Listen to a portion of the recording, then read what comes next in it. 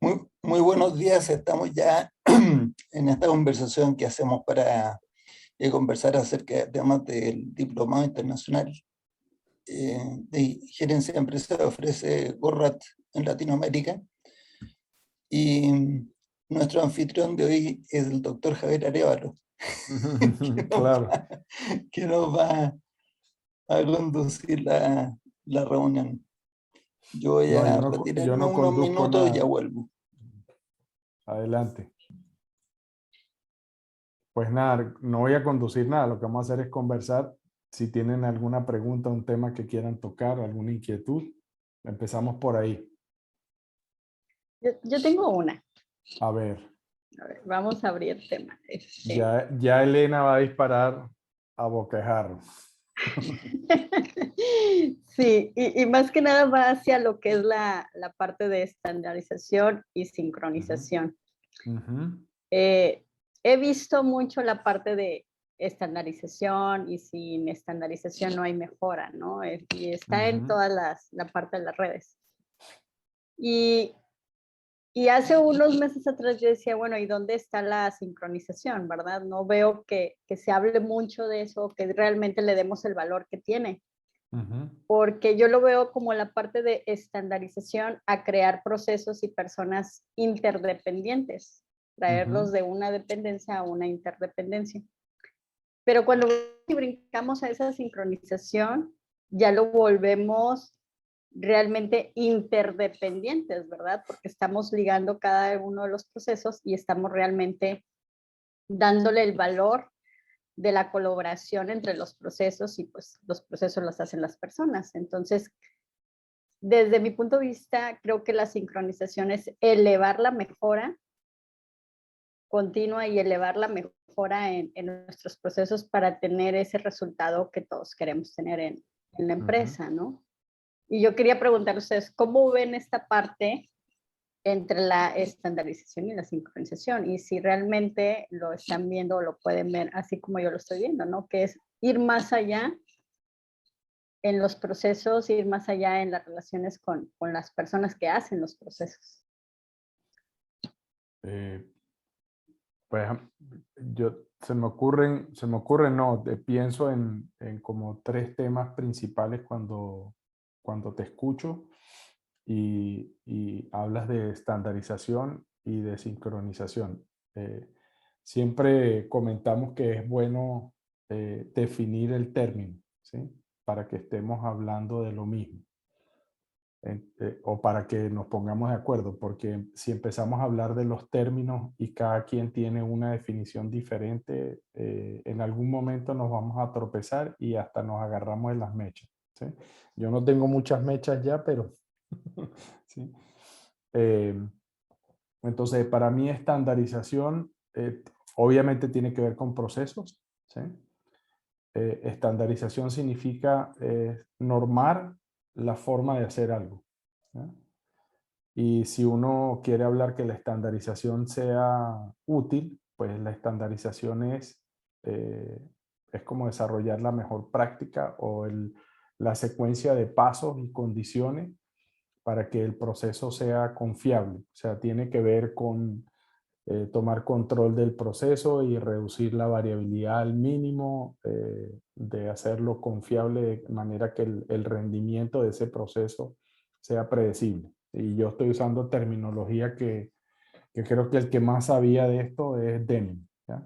Eli también sabía mucho, pero no hablaba de variabilidad porque le importaba un poco menos.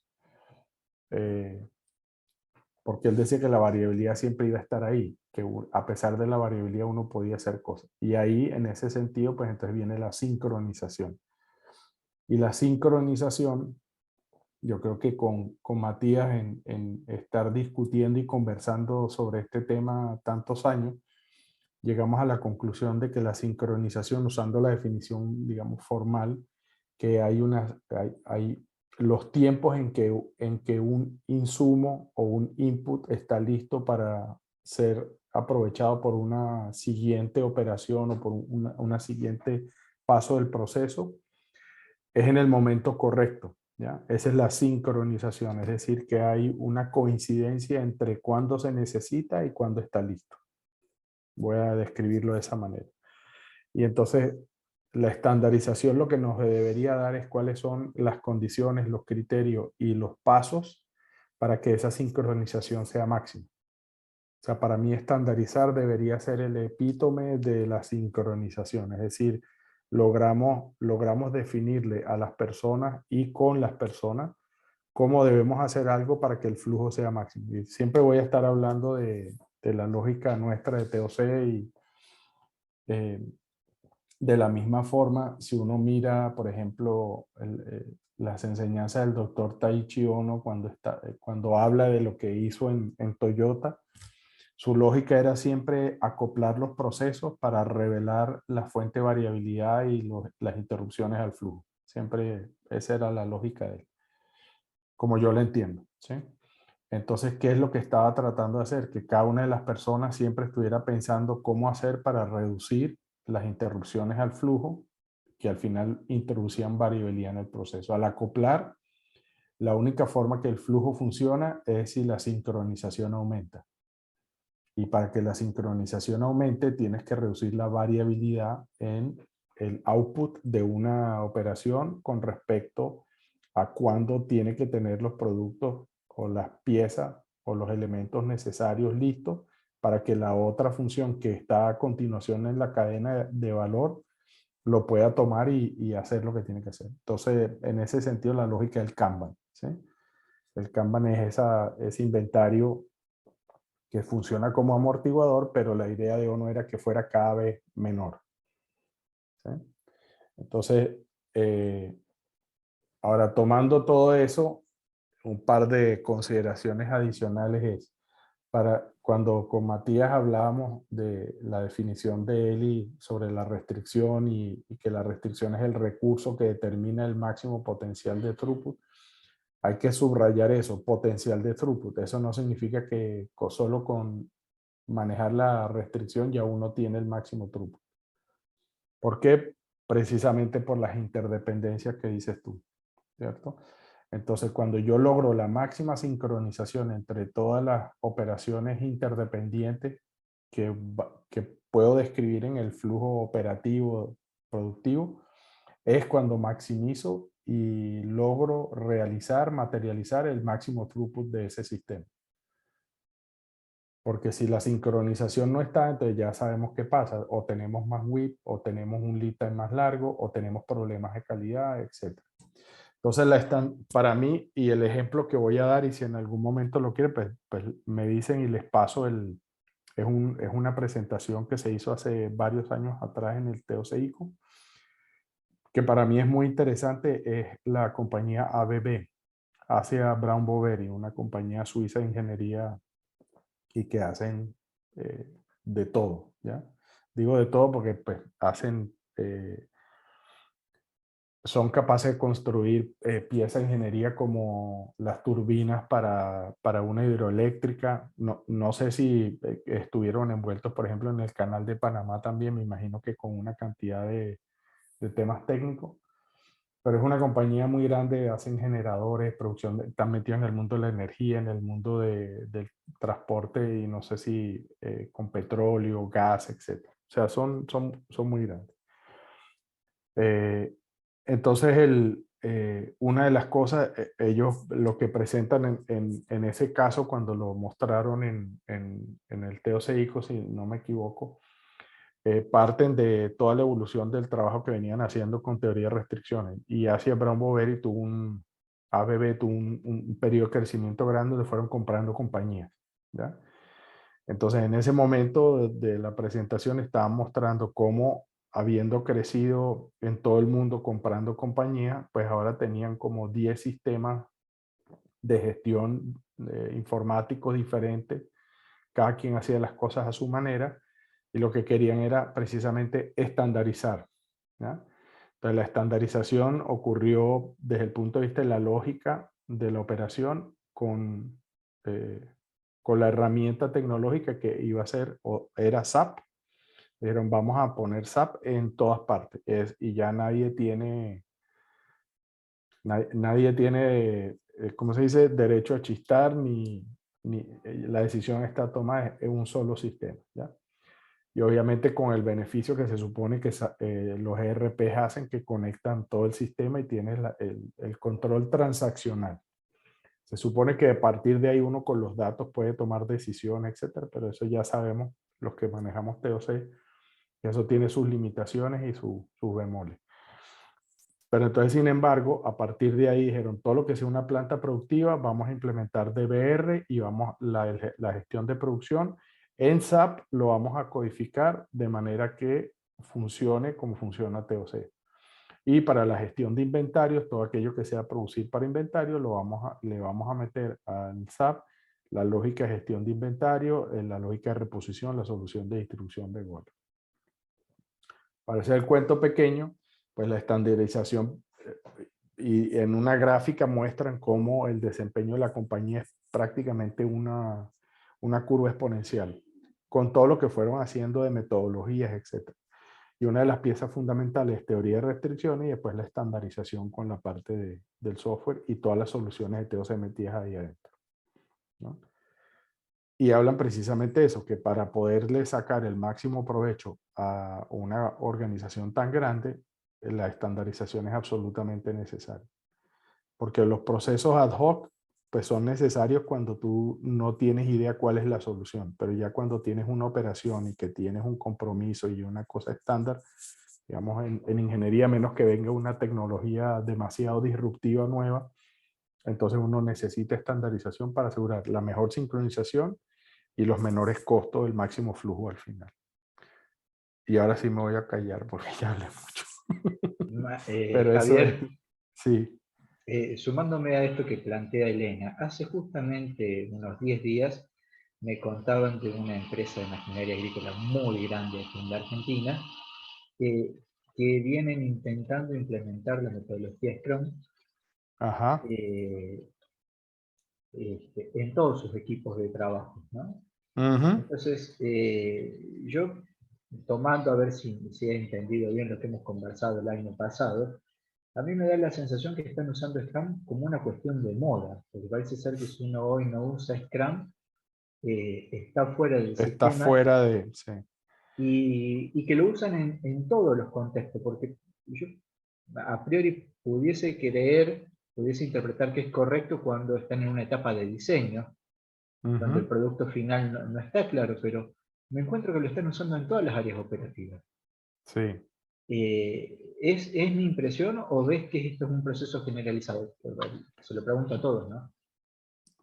Sí, en mi experiencia es un proceso generalizado porque, voy a decir, la metodología ágil y Scrum y todo esto pues, se ha convertido en otro fad, en otra moda. ¿Sí? Para mí la pregunta más importante que uno tiene que hacerle a una compañía es ¿cuál es el objetivo que está tratando de lograr al hacer eso? Entonces cuando te empiezan a decir ser más eficiente, ya yo sé que van por el camino que no es.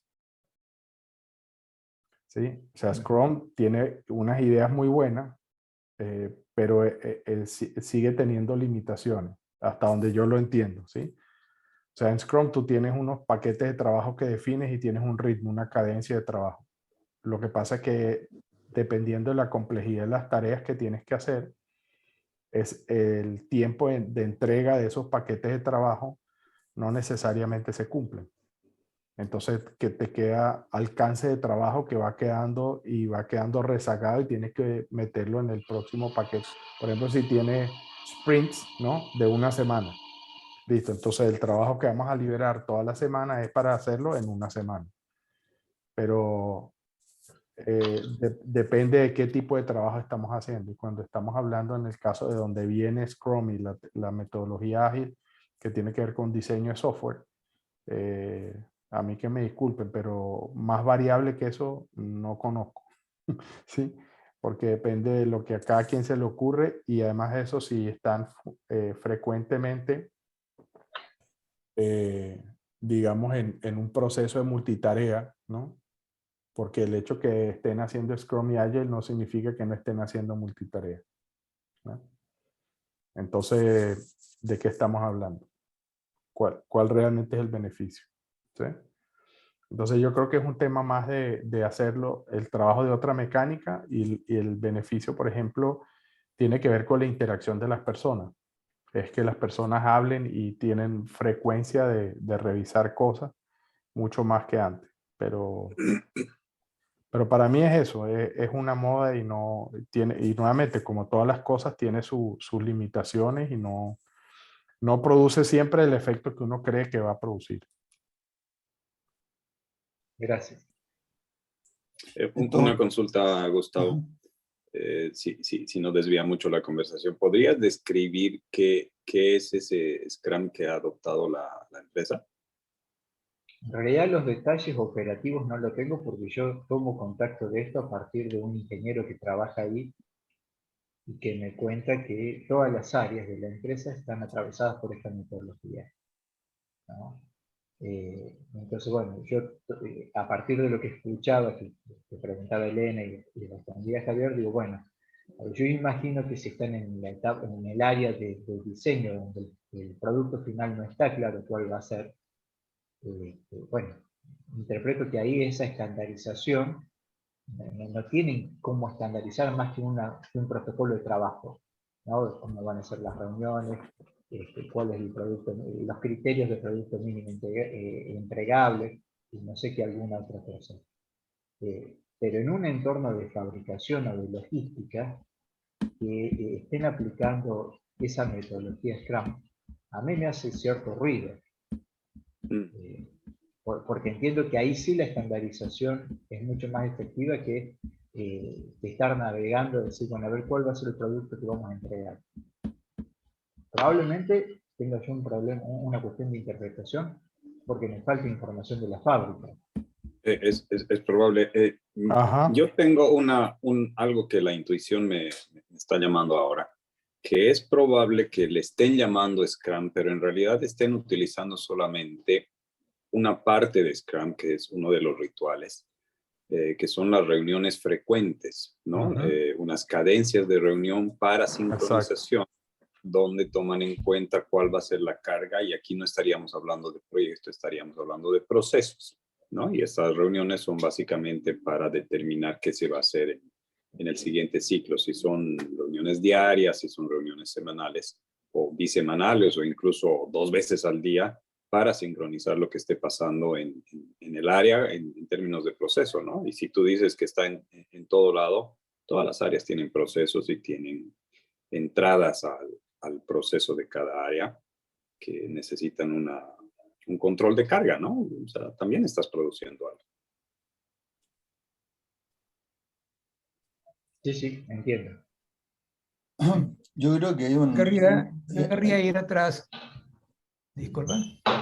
No, digo que un comentario nomás respecto de esto que están diciendo Néstor y Gustavo respecto de Scrum.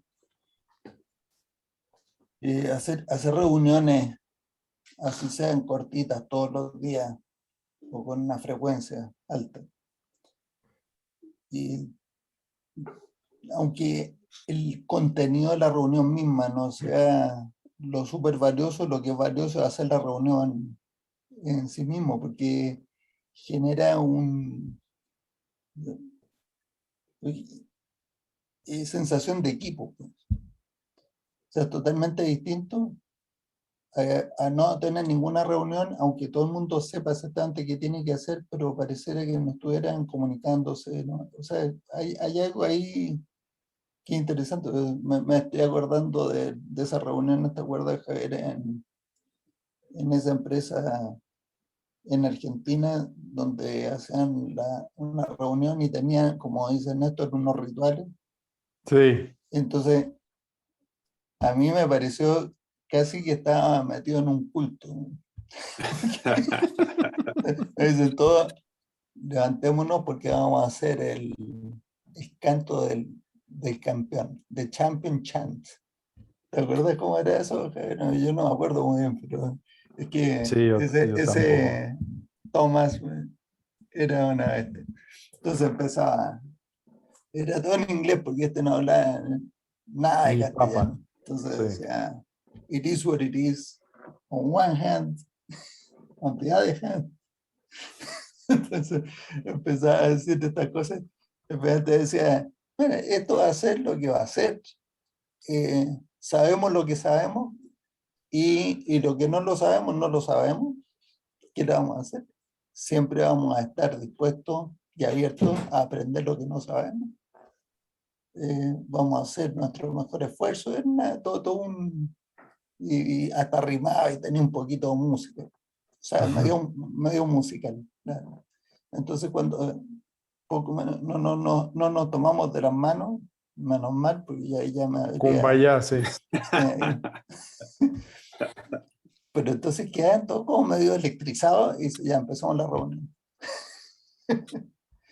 Bueno, perdón. O sea, el efecto, un efecto Hawthorne. ¿Conoce el efecto Hawthorne? Para anular el efecto el Parkinson, la ley de Parkinson. Bueno, no sé si en esa época Hawthorne lo pensó así, pues era 1920. No sé si ya la ley de Parkinson estaba tan... No sé, la ley de Parkinson existe desde siempre. Solo Parkinson la enunció de una manera que los demás digamos, sí, también nos pasa. No, Hawthorne es un ingeniero americano y la conclusión es que la gente, o sea, uno le puede alterar el rendimiento a las personas y con el solo hecho de que se sientan notadas. Entonces ustedes tienen una sala con 40 personas trabajando y enciende las luces y sube el rendimiento. Y apaga las luces y vuelve a subir el rendimiento. Porque la gente siente que alguien está notando que uno que está haciendo algo, o sea, que lo toman en cuenta.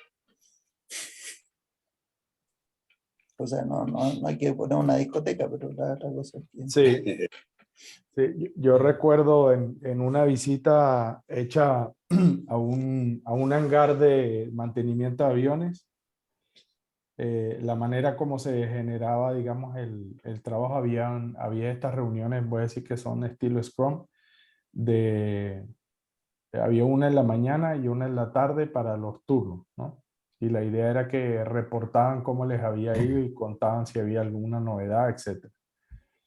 Y me hacía mucha gracia porque la idea era que cada quien estaba con un micrófono y tenía que echar cuenta de qué hizo, ¿no? Y cómo le había ido. Entonces la idea del gerente general era que de esa manera la gente quedaba expuesta y le daba pena si no habían hecho lo que tenían que hacer, ¿no? Entonces, yo creo que tiene mucha razón, ¿o no? Sí, claro que sí, claro que sí. Sin embargo, pues están sujetos a la variabilidad de lo que ocurre cuando están haciendo el mantenimiento de las aeronaves, ¿no? Que de repente dice, bueno, listo, el paquete de trabajo de acuerdo a la inspección es este. Le quitas todo el interior al avión y empiezan a revisar el fuselaje y lo que creían que se iba a demorar un día, ahora es para 3 o para 4. Entonces, bueno, está por ahí nomás. Pero así es. O sea, esa es la realidad. Sí, esa entonces, es. Lo que es importante entonces ahí, porque yo sé de lo que estaba hablando, eso el MRO y supongo que estaban aplicando TOC. Más o menos. Estaban considerando aplicar TOC. Todavía no lo ven, ya. No, todavía Cuando no. tú aplicas TOC, entonces la gente ya no se siente totalmente obligada a poder justificar un avance comprometido, porque en primer lugar no está el avance comprometido, sino que lo que uno se compromete es que va a avanzar todo lo que se puede avanzar,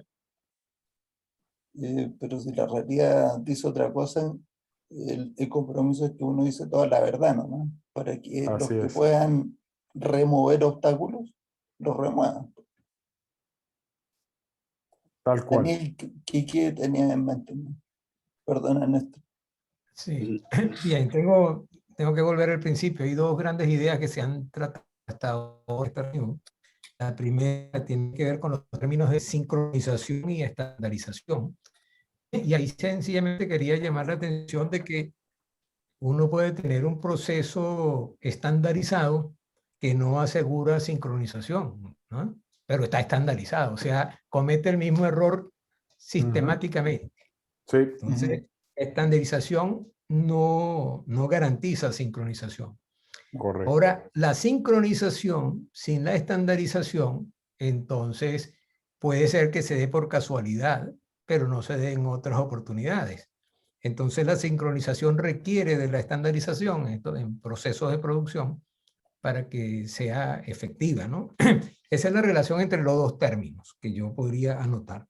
El segundo tema que se ha tratado hoy es sobre el Scrum. Y Scrum, como yo lo veo, es muy buena metodología para procesos de desarrollo en espiral, ¿no? Entonces, un proceso de desarrollo en espiral puede ser eso, el desarrollo de donde yo sé a grosso modo cuáles son los próximos pasos, ¿verdad? Pero no sé en detalle. Lo único que yo puedo normar es cómo vamos a trabajar como equipo, pero no exactamente qué cosas nos vamos a conseguir en el camino. Entonces, tan erróneo es aplicarle Scrum a una planta de producción como erróneo sería aplicarle DBR a una empresa, a un equipo que está desarrollando un software, ¿no? Entonces, ¿cómo le aplicas DBR a una empresa que está haciendo un único software? Bueno, no sé, no creo que eso sea posible. Contesto la pregunta. Se lo aplica limitando la cantidad de módulos que tiene que estar programando cada programador en cada momento. Los user stories. Eso lo está haciendo también Scrum, de alguna manera. Sí. ¿Ok? Sí, puedo complementarme. Era justamente un punto que quería tocar. Me pareció muy interesante me parecieron interesantes tus definiciones de estandarización y sincronización, cómo es la relación entre ambas. Me recuerda al árbol en los procesos de pensamiento de que la estandarización sería una condición necesaria, pero no suficiente para la sincronización, ¿no? Necesitas mecanismos adicionales para que la sincronización ocurra. Y en el caso de esta complejidad de los sistemas, que son complejos simplemente porque tienen que interactuar entre sí, transfiriéndose información justo a tiempo, pero considerando que hay una invisibilidad del trabajo, ha habido un desarrollo muy interesante que yo hago relaciones entre teoría de las restricciones y esos trabajos de varios autores que hablan sobre visibilizar el trabajo, llevarlo más allá del silo en el que está. No solamente el silo de la unidad, sino del silo de la persona, del operador de la máquina, ¿no? Mostrar los números visiblemente de los resultados para que en todo momento se pueda tomar decisiones, también aplicando justo a tiempo, pero siempre tomando en cuenta la meta del sistema. Entonces, llevando eso a la correlación del ejemplo o de la observación de Gustavo sobre la empresa esta que tiene el Scrum, me parece que eso puede ser lo que está pasando.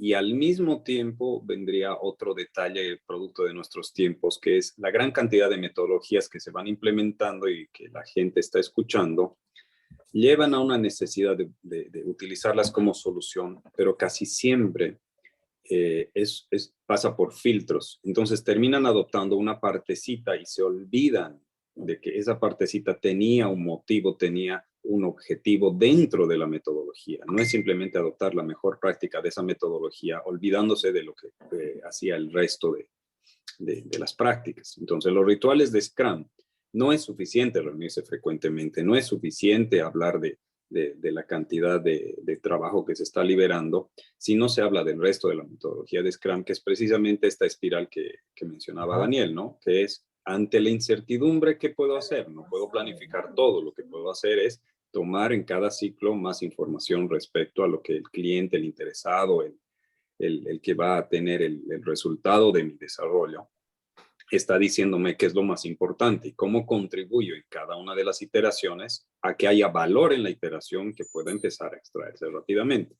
De ahí hago la correlación a teoría de la restricción, cómo muy rápidamente aplicar, por ejemplo, el freeze, el congelamiento en una planta de producción puede tener resultado tan rápido es una especie de Scrum, ¿no? Es una especie de iteración sumamente rápida para ver hacia dónde ahora nos orientamos, ya que tenemos visibilidad del flujo, ¿no? Entonces ya están los tres conceptos aunados, una práctica iterativa que me ayuda a visibilizar el trabajo, pero al mismo tiempo, ¿qué cosa estoy visibilizando? Es el flujo, ¿no? El indicador del flujo es el que quiero revisar en cada ciclo.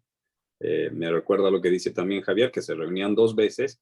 Si la reunión es 2 veces simplemente para hablar sin estructura, estamos perdiendo de vista cuál es el objetivo del sistema. Y si este objetivo no ha sido planteado de inicio, esta reunión en realidad es una pérdida de tiempo porque le da la opción a todos de hablar, pero no está dirigiendo de qué hablar, ni cómo hacer que el que está hablando tenga impacto en el equipo para corrección.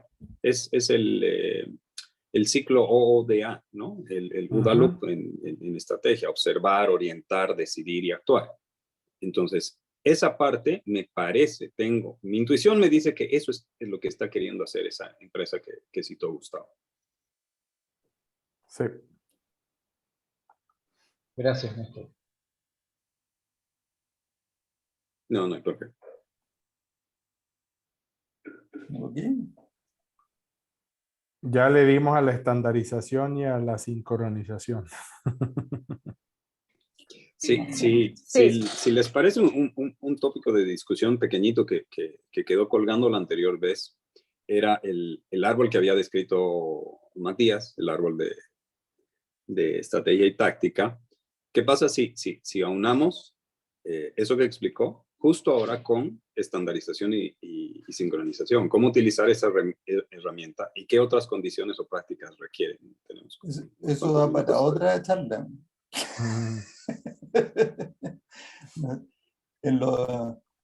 Te voy a dar la respuesta rápida que yo tengo de esto. Los árboles de estrategia y táctica, bueno, como les mostré yo la semana pasada, y llegamos a desmenuzar hasta el nivel 2 de ese árbol. Pero del nivel 3 hacia abajo, en el nivel 3 tenemos qué es lo que se necesita para construir. Acuérdense, el árbol que mostré era donde uno tiene una empresa que fabrica a pedido y que lo que hace es prometer plazos. Entonces, una ventaja competitiva probablemente no la va a obtener fijándose en el precio ni en la calidad, sino que en el tercer elemento, que es con qué nivel de servicio está entregando lo que promete, que es prometer un plazo y entregarlo confiablemente en la fecha. Entonces, en el nivel 3, para construir eso, necesita uno en grueso definir cómo va a llegar a tener esa capacidad de entregar 100% a tiempo todas las promesas que haga. Ese es el primer elemento del nivel 3. El segundo elemento es cómo vamos a capitalizar sobre esa capacidad, porque no basta con que uno entregue a tiempo 100% para que la gente sepa que uno está entregando a tiempo 100% o está dispuesto a hacer algo para demostrarlo. Entonces ese es un segundo elemento. El tercer elemento es cómo sostenemos estas dos cosas al mismo tiempo. Entonces tenemos en ese nivel 3 todavía ideas que son un poco gruesas. Entonces vamos para abajo en nivel 4. Entonces en el nivel 4, en la parte de cómo logramos entregar a tiempo, la primera cosa es lo que acabas de decir tú, congelar el trabajo o decidir cuánto trabajo vamos a tener liberado. Y eso uno lo lee y le parece que ya está bastante concreto, pero todavía le faltan datos, todavía le faltan detalles. Entonces vamos a nivel 5. Entonces cada una de las cajitas de nivel 4 se abren en 2 o 3 de nivel 5. ¿Hasta dónde llegamos con el detalle? Bueno, el acuerdo al que hemos llegado después de probar esto, no es que esté escrito en piedra, pero hemos llegado a la conclusión de que nivel 4 es el máximo nivel de detalle adecuado en algunas ocasiones y en otras ocasiones nivel 5. Y entonces, uno ve el nivel 5 y dice, esto ya está súper concreto, pero te pones a hacer las tareas y todavía faltan detalles para aplicarlo en la empresa particular. Entonces, debe haber sido por ahí, por el año 2010, se nos ocurrió hacer el proceso de estandarización de procedimientos. ¿Cómo es que le decíamos? SOP también, pero no por es ANOP, sino que es Standardized Operating Procedures. Y este proceso le llamamos el proceso de nivel 6, porque en Goldratt tenemos una habilidad para poner nombres que solamente refleja la poca imaginación que tenemos para poner nombres, porque pero nivel 6. Y le decimos nivel 6 porque es ese nivel de detalle que no debe quedar dentro del árbol, pero que es suficiente ya para guiar a la gente. Entonces, no sé, lo escribí yo en algún momento, no sé si alguien más lo ha modificado, yo ya como en la versión 4. La primera versión tenía 4 páginas y la última versión, que es la versión 4, tiene una sola página. Excelente.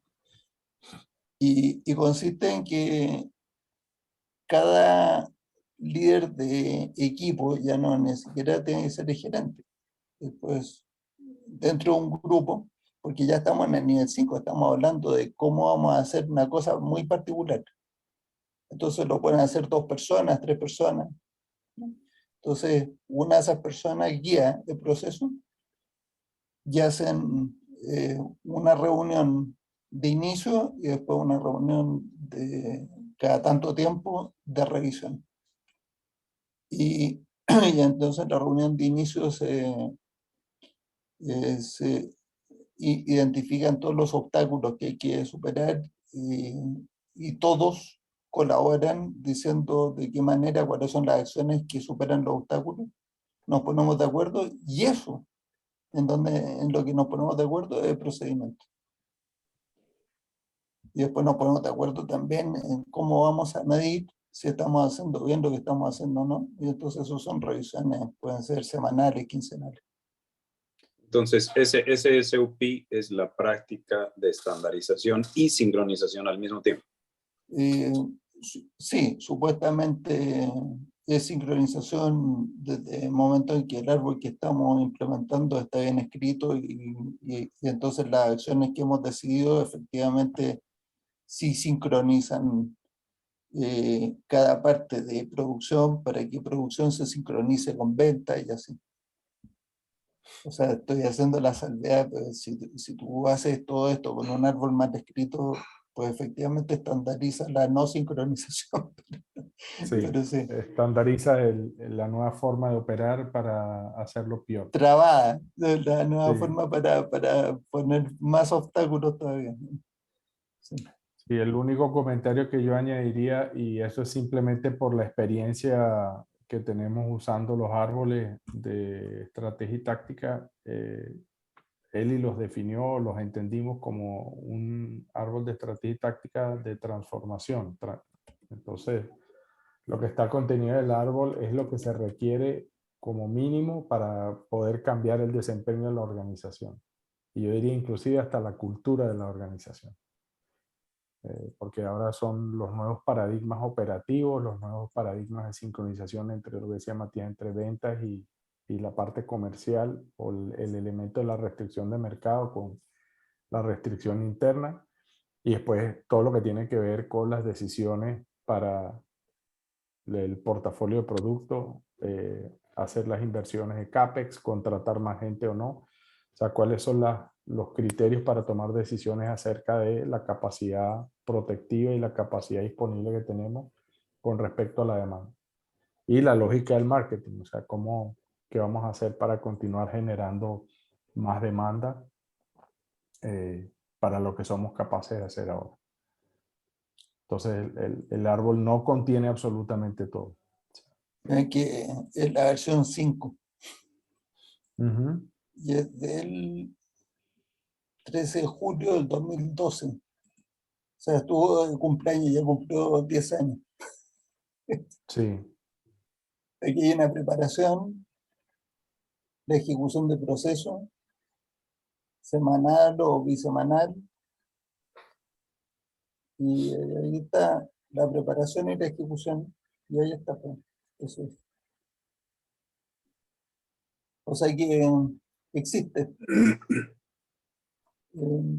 Ahora me puedes preguntar, ¿cuántas empresas efectivamente, a cuántas se lo enseñamos esto y cuántos lo practican? Gran pregunta. Como a 7, que yo sepa. Más o menos me cuenta más al ojo. Y lo practican 2, hasta donde yo supe. O sea, digamos así, siguiendo las instrucciones. Le fue bien. Alguna de ellas incluso formó la universidad interna para hacer la inducción en conocimientos generales de teoría de restricción y de pensamiento sistémico, y después los más particulares de su rubro, y después ya cursos especializados en operaciones, en cómo se manejan. Bueno, es que en este caso es una empresa de servicio financiero, entonces análisis de riesgo y demás. Algo que me llama la atención del comentario es que quiero unir a un tema que trajo Francisco hace un par de sesiones, pero que me llama la atención como en una parte de la participación de Javier y lo que tú acabas de decir, Matías. Durante la implementación de teoría de las restricciones para una empresa y al haber generado el árbol de estrategias y tácticas, queda sumamente claro que las cadencias estratégicas normales de la estrategia tradicional que había traído Francisco y por qué era distinto o no distinto de teoría de las restricciones, queda sumamente claro que va a haber una sobreposición del esfuerzo que se está orientando, que se está reduciendo y filtrando a lo más importante según la teoría de las restricciones para mejorar el desempeño de la empresa, con lo que pensaron en la estrategia tradicional, quienes estaban, si ha sido de arriba a abajo jerárquicamente, con lo que pensaron, va a empezar a haber un conflicto entre a qué dedicarle. Y la estrategia tradicional toma mucho tiempo en demostrar resultados, mientras que teoría de las restricciones los da sumamente rápido. Entonces, no es necesario esperar a todo el ciclo estratégico del trimestre o volver a la planificación anual para medir esos resultados y ver cuál de los dos está bien encaminado. Lo ideal sería, por supuesto, que empiece un ciclo de retroalimentación y que termine siendo el uso de teoría de las restricciones parte de la planificación estratégica, la elección de las iniciativas, la elección de las rocas trimestrales, ¿no? Y que básicamente, como tú decías, Matías, no sé si fue en una conversación, una de estas o otra, que la práctica estratégica debería ser, o la que mejor da resultados, debería ser el uso de la teoría de las restricciones para hacer la estrategia de la empresa de transformación, ¿no? Porque la estrategia básicamente es eso, transformar a la empresa de una capacidad que no tiene a una nueva que es capaz de responder a las necesidades de los accionistas, el mercado y obviamente los mismos empleados. Entonces, relaciono eso como una conclusión que quedó colgando para Francisco, que era cómo le respondo a la pregunta de la planificación estratégica, la gestión estratégica versus teoría de las restricciones y la estrategia usando teoría de las restricciones, ¿no? ¿Cómo se llamaría en el de Premier Foods, Javier? Eso me olvidó el nombre. Pues me viene a la mente Heptinstall y ese no es. No, Ian Heptinstall no es. Bueno, ese era el CEO de Premier Foods, una empresa sudafricana. Y traían pues de su planificación estratégica del año pasado una cantidad de proyectos, ¿cierto? Para operaciones, para marketing, para ventas, para logística. Había un montón de proyectos, no menos de 30 probablemente. Entonces hicieron una reunión después de que ya habían hecho el proceso el nuevo proceso, con el árbol de estrategia y táctica y con la ayuda de Eric Walrat. Y entonces les hizo esta reunión donde pusieron todos los proyectos en un tablero. Y empezó a preguntar uno por uno. Dice, perfecto, ahora estamos todos de acuerdo para dónde tenemos que ir, ¿cierto? Y que si logramos hacer esto en operaciones y esto en ventas, no sé qué, vamos a lograr lo que en los proyectos de Walrat se llama la visión viable. Todos de acuerdo, sí, porque ya habían pasado por ahí, pues entonces estaban todos de acuerdo. Entonces vamos a examinar uno por uno estos proyectos, cómo encaja en nuestro plan actual. Entonces empiezan con el primero, dice, ¿cómo agrega este proyectito a lo que ya tenemos pensado? No agrega, listo, tachado. El segundo, ¿cómo? Ya sé, tacharon todos, creo, o quedó uno, no sé cuánto.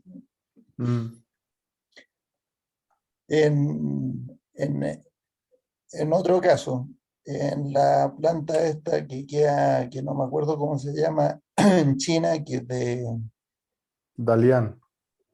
la planta de Dalian, eso, de Omron. De Omron.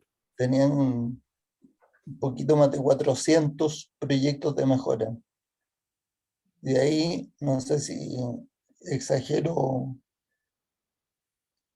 quedaron 6 o quedaron menos, o quedó ni uno, no 4, quedaron 4 de esos proyectos. O sea, mi respuesta es un cambio. Lo que pasa es que es un cambio cultural, porque el proceso tradicional está muy basado en que si uno va mejorando todas las partes, va mejorando el sistema. El nuevo proceso, el cambio cultural, consiste en que tenemos que mirar al sistema como un todo y subordinar, esa es la palabra clave, es el paso número 3 pero el más difícil, el que requiere la subordinación. Y es donde se toman todas las acciones reales. En el paso 2 no se toma ninguna acción, no se hace ninguna acción. Solamente se toma una decisión general de cómo se va a explotar la restricción del sistema. Que en el caso súper genérico, explotar la restricción del sistema consiste y la restricción, o sea, primero hay que identificar la restricción del sistema es la atención gerencial. Esa es la última restricción de la empresa. Entonces, la decisión es, vamos a construir una ventaja competitiva decisiva y las capacidades para capitalizar en ella el mercado lo suficientemente grande, sin agotar los recursos de la compañía, sin recorrer. Sin agotar los recursos de la compañía, en primer lugar, sin agotar el tiempo gerencial, sin agotar la atención gerencial. Y entonces en la tercera es donde uno dice, ya, ¿y esto cómo se hace? Entonces ahí construimos la confiabilidad o la respuesta rápida o las vueltas de inventario o el pay-per-click o lo que sea. Pero una vez que uno tiene eso claro, es tan simple como difícil.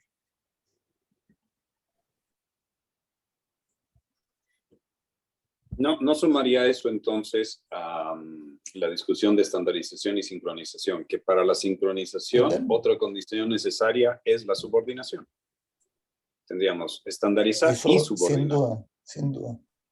Sí, si uno no utiliza la subordinación, no hay sincronización. Esa es mi aseveración. O sea, sin duda, o sea, tienen que subordinar. Ahora, ¿cuáles son las herramientas para sincronizar en una empresa? Son los amortiguadores. Porque esos son los puntos de unión entre un área y otra, o dentro de la misma área, entre un recurso, entre grupos de recursos que tienen ritmos muy diferentes. Cuando tú tienes ritmos parecidos, no necesitas ningún amortiguador. Deja que la cosa opere libremente.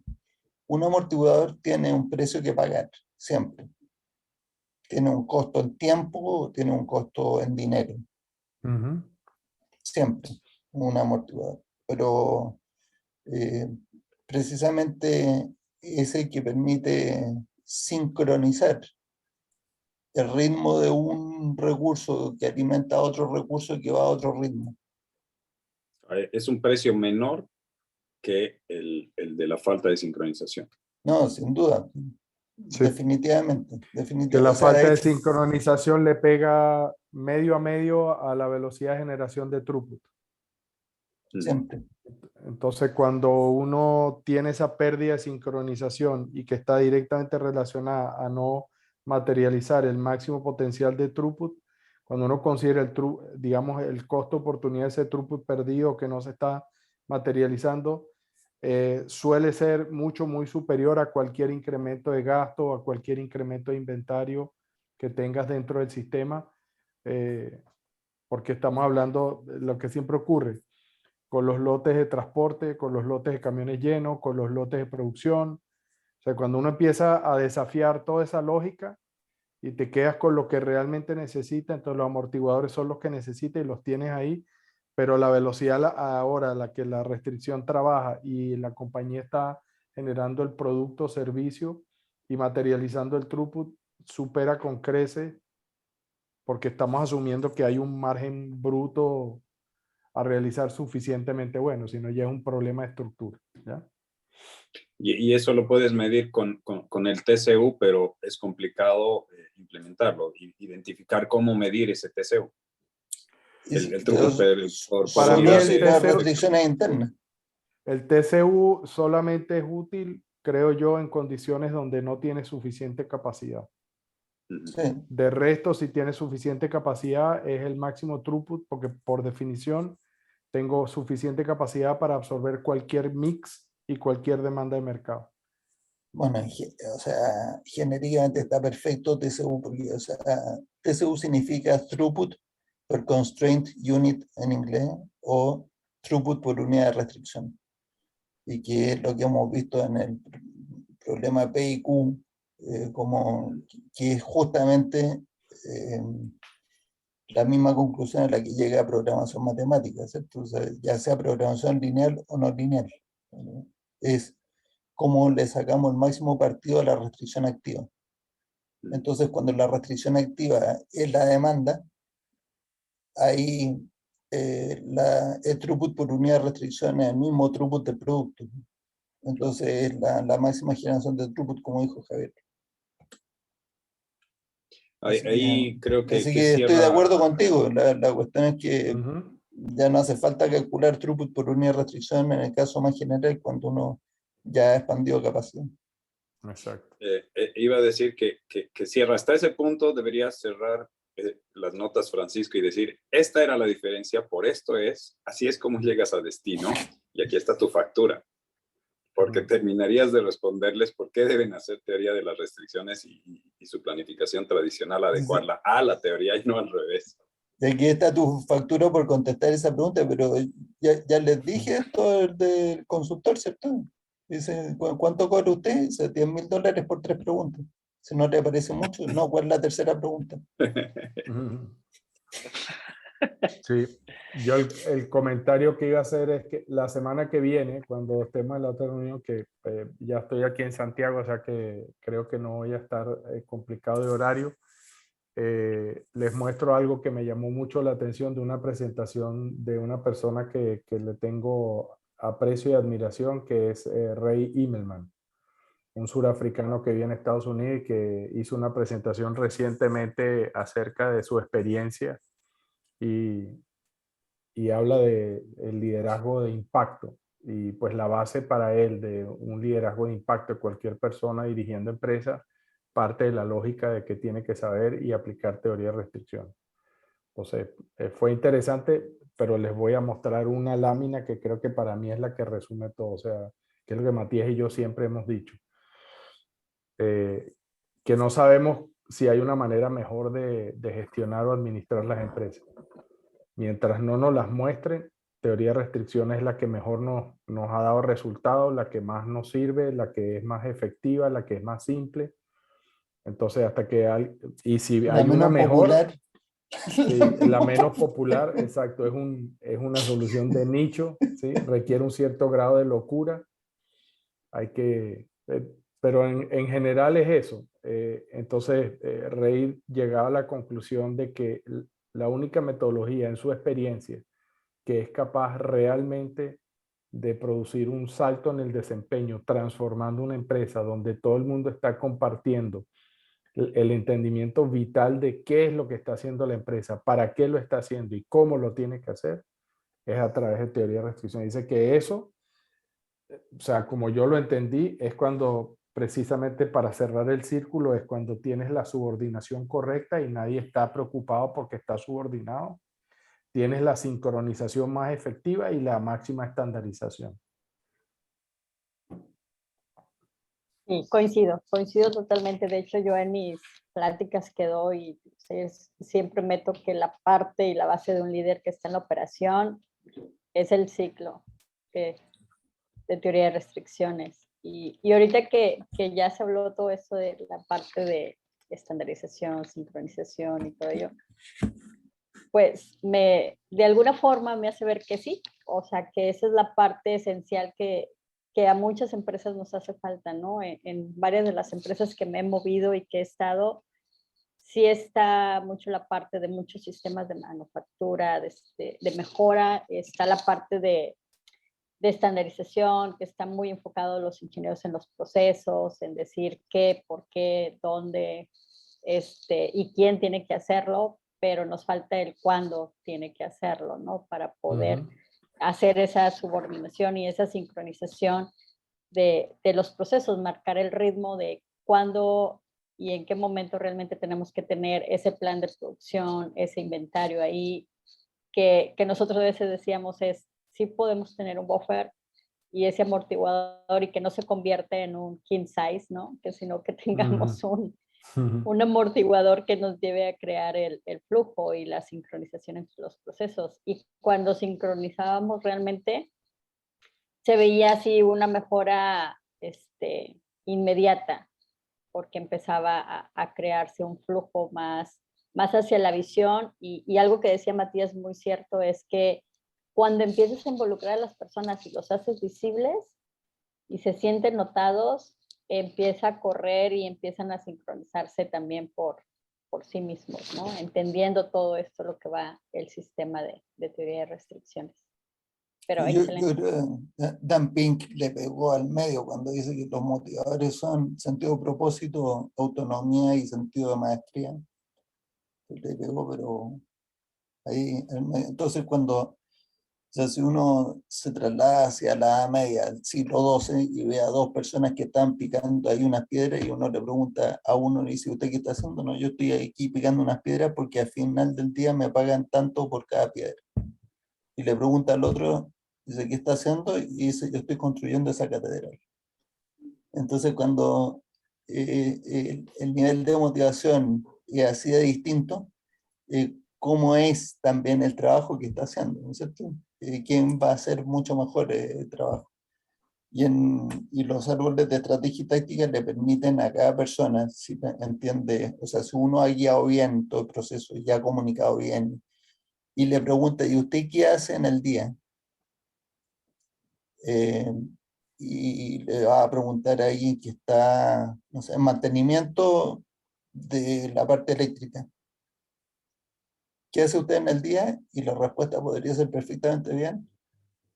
Yo hago mi parte para contribuir al mejor servicio al cliente entregando a tiempo, por ejemplo. O para contribuir para que a usted nunca le falte nada en el supermercado de los productos que nosotros vendemos. Y uno dice, bueno, pero este señor está en mantenimiento, lo que hace es arreglar máquinas. Sí, pero entiende perfectamente bien cuál es el propósito de su contribución, unido con la confiabilidad o con la vuelta de inventario, lo que sea, hasta el nivel número 1. Muy interesante conversación de hoy, se nos acabó el tiempo. La próxima semana tendremos más noticias, a lo mejor que compartir y otros temas interesantes que conversar. Les deseo excelente semana a todos. Muchas gracias. Un abrazo. Gracias. Gracias. Encantado de verlos. Gracias. Chao, muchachos. Chao, Elena. Gracias, Javier. Gracias a todos. Bonito día. Igual. Igual.